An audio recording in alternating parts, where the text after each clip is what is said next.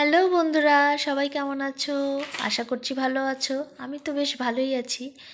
আবার চলে এলাম ছোট্ট একটা মিনি ভ্লগ ভিডিও নিয়ে। আজকে ছেলেকে নিয়ে বিকেলে একটু ঘুরতে বেরিয়েছিলাম। তো ঘুরতে ঘুরতে চলে এসেছিলাম একটা নার্সারিতে। নার্সারিতে এসে এত রকমের ফুল গাছ দেখেছি যে আমি কোনটা ছেড়ে কোনটা নেব পুরো কনফিউজড হয়ে গেছি।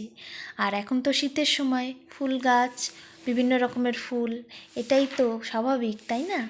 বাড়িতে ফুল গাছ তো অবশ্যই লাগাতে হবে, সেই জন্য আমি নার্সারিতে গিয়েছিলাম আজকে।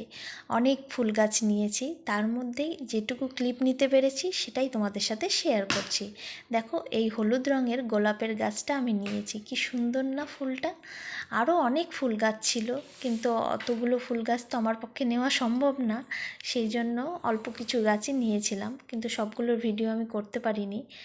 দেখো, এখানে চন্দ্রমল্লিকার গাছ আছে, ক্যালেন্ডুলার গাছ আছে, আরও লেবু গাছ, কাঁঠালের গাছ, আর এটা হচ্ছে মোরগ ফুলের গাছ। আর এটা কি ফুলের গাছ আমি ঠিক জানি না, তবে একটা গাছের মধ্যে ঝুলছিল, বেশ ভালোই লাগছিল, তাই ছবি তুলে নিয়েছি।